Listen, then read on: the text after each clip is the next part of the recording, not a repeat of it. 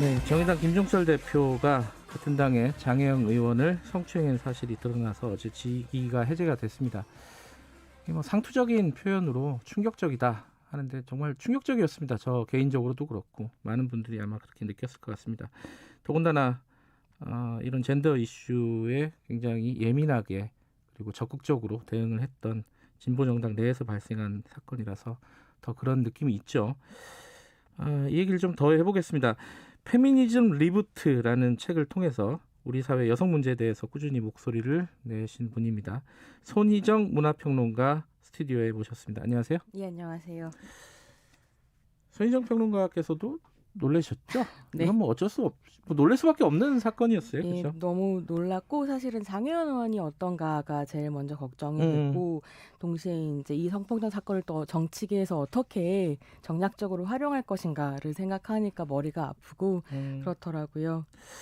이제 이 사실 계속 연결되는 사건이었잖아요. 뭐 안희정 오거돈 그다음에 박원순 전 시장, 네. 그다음에 지금 김종철 대표까지 이렇게 뭐 그 외에 뭐 우리 사회에 성범죄라는 건 굉장히 만연해 있지만은 어쨌든 권력을 갖고 있는 남성들이 어떤 저지른 성범죄들은 좀 연장선에 있었습니다. 이게 이 연장선을 어떻게 바라봐야 되느냐, 이게 가장 처음 드는 생각이 의문이었을 거예요. 어떻게 보셨어요? 뭐 여러 가지로 많이들 고민을 하셨을 텐데요. 네. 실제로는 어째서 진보 정치 안에서 이런 일들이 계속 벌어지는가에 대해서 지적하는 것은 저는 적절한 반응은 아니다라고 생각합니다. 실제로 이런 목소리가 어떻게 터져나올 수 있었는가라고 하면 이따가 조금 더 자세히 말씀을 드릴 수도 있겠지만 어쨌든 장혜영 의원의 입장문을 보면 정의당이 사실 이제 단호하게 이 문제에 대처할 것이라는 믿음을 가지고 이걸 한다라고 하면 어떤 공동체에 대한 신뢰와 믿음을 바탕으로 이런 고발을 할 수 있었는가를 좀 가늠해 볼 수 있고요. 사실 성폭력은 말씀하신 것처럼 어디에나 있는데 어느 집단 안에서는 유독 그것이 터져나오지 않는다라고 한다면 그 집단의 폐쇄성이라고 하는 걸 더 고민해 볼 수도 있겠죠. 지금 말씀하시는 걸 들어보니까 그렇다면은 오히려 장혜영 의원이 이렇게 용기 있게 이 사건을 공개적으로 제기한 부분은 정의당이 오히려 상대적으로는 그 조직이 이렇게 표현해도 되나요? 참 이게 망설여지네요. 그게 굉장히 어렵습니다. 그래서 사실은 이번 사건은 전 세 가지 부분에서 짚어봐야 된다라고 생각하는데요. 첫째는 이런 성폭력이 일어날 수 있는 구조가 이미 정의당 안에 있었다라고 하는 것은 당연히 인정해야 되고 그것에 대해서 정의당이 엄청나게 성찰을 좀 해야 되겠죠. 근데 다만 그렇다고 해서 뭐 류효정, 장혜영을 비롯해서 정의당 안에 성평등을 지향하면서 왔었던 정치인들과 정의당의 어떤 당의 입장이라고 하는 것을 폄하할 필요는 없다. 실제로 가해자도 정의당 안에 있지만 그것을 폭로한 사람도 정의당 안에 있고 지원하고 조력한 사람들도 정의당 안에 있다는 점은 굉장히 중요할 것 같고요. 두 번째로 이제 이 일이 없었으면 좋겠지만 어쨌든 일어난 일인 거잖아요. 그럼 이후로 정의당이 이걸 어떻게 해결해 나갈 것인가 굉장히 중요할 텐데 저는 이번에 이제 장혜영 의원의 입장문이라든가 김종철 전 대표의 입장문, 거의 배복주 부대표의 어떤 이 사건에 임했었던 태도 같은 것들을 봤을 때는 한국 정당사에 되게 중요한 사건이 될 것 같다는 생각이 들더라고요. 특히나 뭐 민주당이나 국힘 같은 경우에 이런 일들을 빨리 뭐 손절해 버린다든지 아니면 국힘 같은 경우에도 탈당해 버리셨잖아요.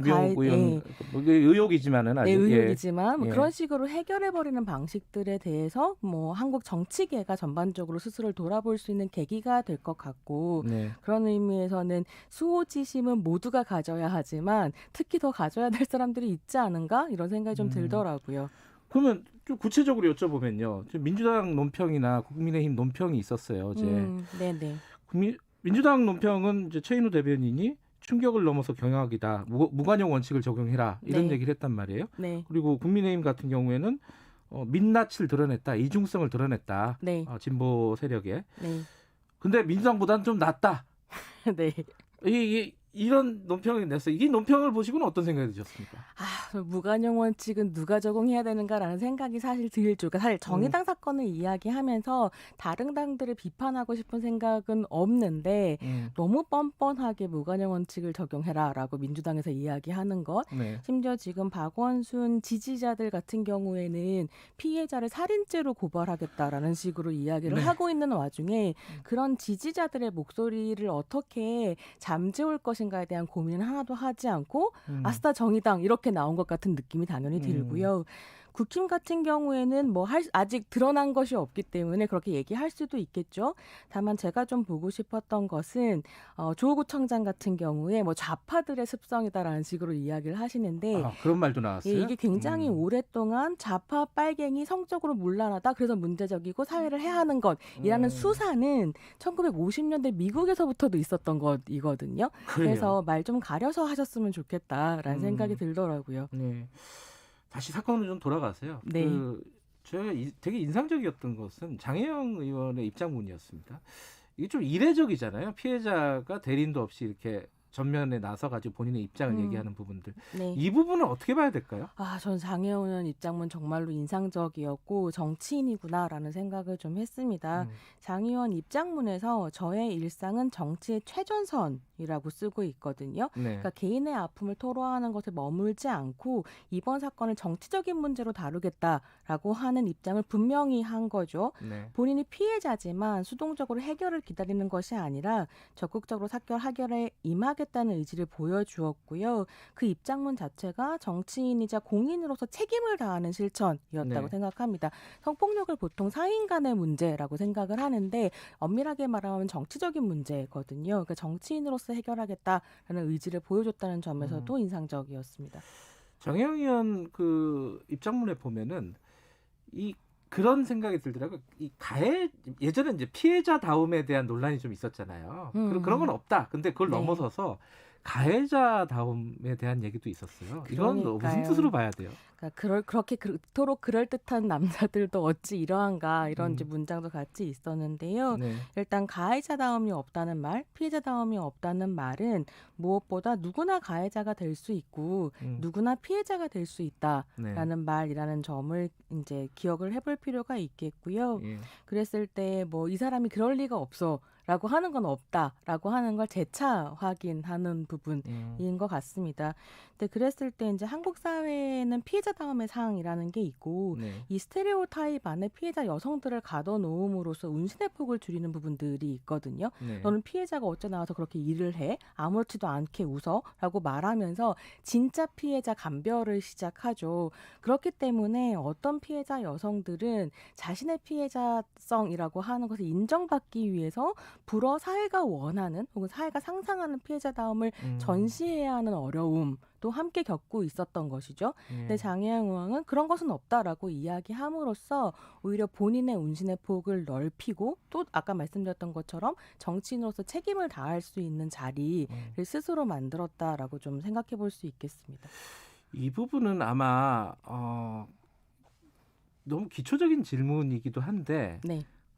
한번 드려볼게요. 이게 왜냐하면 좀 설명을 좀 듣고 싶어요.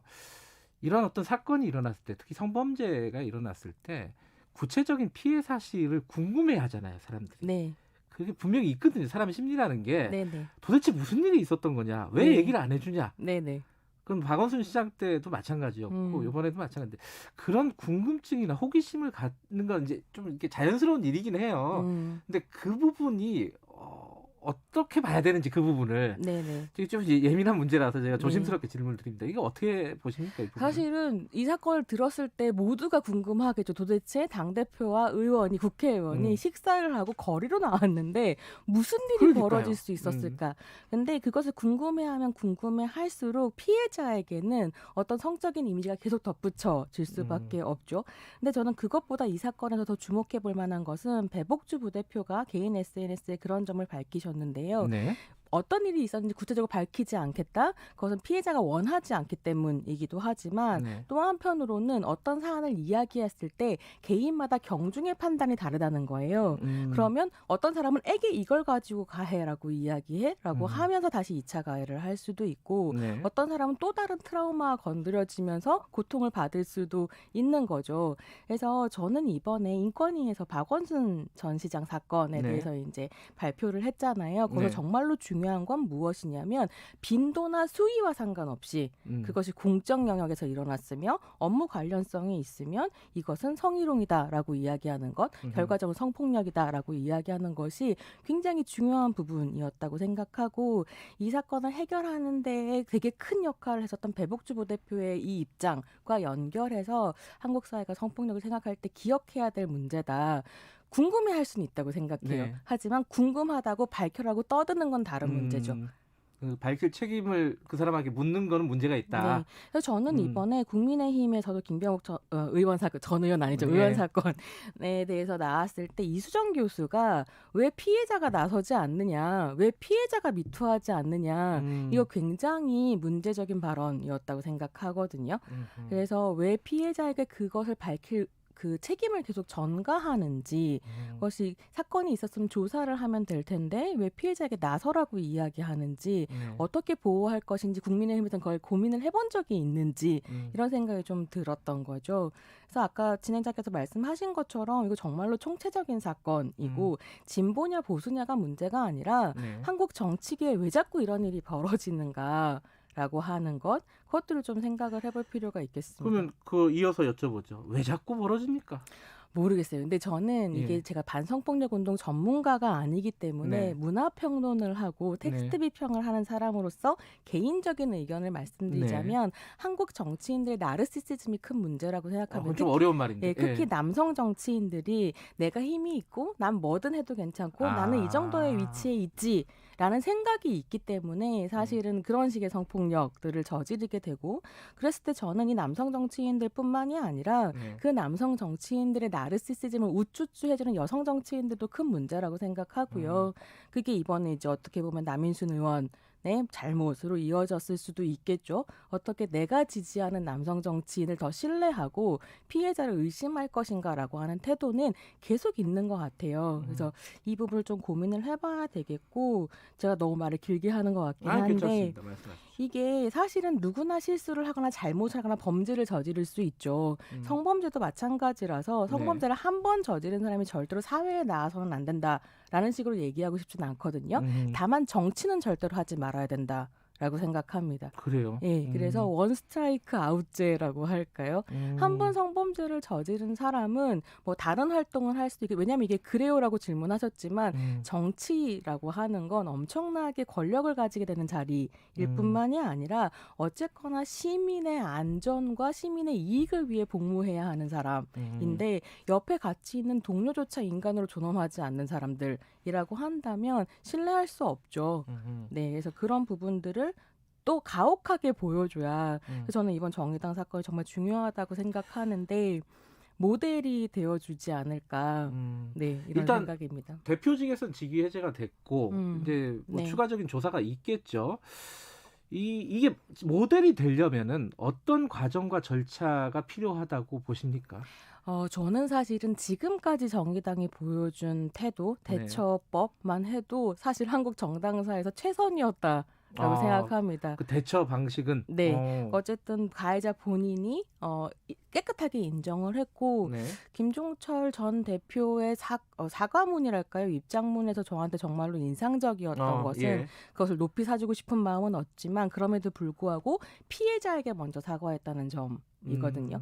지금까지 정치인이나 공인들이 무슨 잘못이 있어 사과할 때 국민 여러분께 심려를 끼쳐드려서 뭐 실망을 안겨드려서 죄송하다로 하죠. 누구한테 미안한지가 되게 불분명하게 뭉뚱그려 버렸는데 정확하게 피해자에게 먼저 사과하고 그 다음에 이제 지지자들에게 사과하고 국민에게 사과하는 이런 태도는 굉장히 놀라운 것이었다고 생각하고 스스로 어떻게 스스로를 징계할 것인지 전 너무 나아간 것 아닌가. 사실 잘못하셨으면 어떻게 당해서 결정한지를 따라야 되는데 하나 둘 셋 내가 이렇게 제안하겠다라고 한 것도 사실 사실 너무 나섰다라고 생각이 들긴 하지만 어쨌든 본인의 잘못을 인정했던 거니까요. 그거 굉장히 인상적이고 장혜원 의원도 피해자다움을 넘어서 정치인으로 행동하겠다라고 얘기했던 것. 근데 그럴 수 있었던 건 아까도 강조해서 말씀드렸지만 그만큼 동료들에 대한 신뢰가 있기 때문이거든요. 네. 그리고 그 신뢰할 수도 있는 동료로서 지금 대표적 얼굴로는 배복주 부대표가 이제 나서서 이야기를 하고 계신데 배복주 부대표로 상징되는 정의당 내의 어떤 유연성이라고 하는 것도 분명히 기억해 볼 만하겠죠. 그래서 모델이 될 것이다. 예. 네, 생각합니다. 그 평론가로서 혹은 유권자로서 사실 정의당이 이번 선거를 이 성범죄와 관련된 핵심 그 선거 아젠다 중에 하나로 의제 중에 하나로 삼았단 말이에요. 예. 네네. 근데 지금 이 일이 정의당에서 발생했단 말이에요. 관련된 일이. 이 선거 어떻게 해야 된다고 대처해야 된다고 보십니까? 뭐 후보를 냈니 많이 뭐 이런 얘기가 벌써부터 나오고 있는 것 같은데. 저는 당연히 후보 내셔야 된다고 생각하고요. 네. 사실은 저는 이제 전문가가 아니기 때문에 네. 유권자로서 그렇죠. 생각을 하자면 이런 부분이 있어요. 성폭력에는 분명히 수위라는 것이 있고 책임 소재를 어디서 찾을 것인가라는 부분이 있다고 생각해요. 저는 민주당이 이번에 후보 내지 말았어야 된다고 생각하는데 그것은 그것도 왜 달라요? 민주당 같은 경우는 사실은 귀책 사유가 본인들에게 분명히 있죠. 박원순 전시상 사건, 오고돈 전시상 사건이라는 것이 있었고, 근데 만약에 민주당이 그것을 대처하는 태도가 지금과 같지 않았다고 한다면 내지 말았어야 되는 원칙 안에서도 그래. 라고 생각할 수 있는 여지가 있었다고 생각해요. 근데 끊임없이 본인들 잘못이 아니고 그리고 계속 지지자들이 다른 소리 2차 가해를 하도록 방조하고 그러면서 뭐 이상한 소리 하시잖아요. 이게 오히려 후보를 내므로써 심판을 받는 것이 공당으로 책임을 지는 일이다. 네. 진짜 그랬을까 아니면 이것이 그냥 표면적인 변명에 불과했을까라고 하는 건 사실 유권자들 바보가 아니라서 눈에 뻔히 보이거든요. 네. 그래서 저는 그렇게 생각하면 민주당은 전반적인 당내 문화와 태도 안에서 사실 후보를 내는 것은 부끄러운 일이다라고 생각을 하고 정의당 같은 경우는 좀 더 고민을 해봐야 되겠지만 네. 어쨌든 해결하는 방식이 모범이 될 만한 방식으로 해결하고 있고 물론 일어나면 안 되는 사건이었지만 해결하고 있고 특히나 그것이 당 내에 기대해 볼 만한 정치인들을 통해서 목소리가 나오고 있다라는 점에서 정의당 뭐 이거를 짐으로 안고 더 다른 모습을 보여줘야 되겠죠. 이거 하나 여쭤볼게요. 그 장혜영 의원은 법적인 고발은 하지 않겠다, 고소는 하지 않겠다고 얘기를 했어요. 네. 근데 이게 친고죄가 아니라서 수사는 할 수는 있단 말이에요. 법적으로 보면은. 네. 수사가 필요하다고 보십니까? 아니면 당 차원의 그 징계라든가 이걸로 마무리가 되면 족하다고 보십니까? 저는 그걸로 족하다라고 생각합니다. 피해자가 분명하게 당 내에서 공동대체적으로 해결하고 싶다라는 의지를 밝혔고 저는 아직까지는 정의당이 당 내에서 공동대책으로 해결할 수 있는 가능성이 있다라고 생각하고요. 조금 더 두고 보고 이것을 누가 조사해야 한다라고 하는 건 이후에 판단해도 괜찮을 것 같습니다. 알겠습니다. 여기까지 듣죠. 오늘 말씀 감사합니다. 감사합니다. 손희정 문화평론가였습니다. 김경래의 최강기사 1분 여기까지고요. 잠시 후 2부에서는 그 손실보상제 어떻게 진행이 되고 있는지 민주당 쪽 얘기 좀 들어보겠습니다. 잠시 후 8시에 돌아오겠습니다.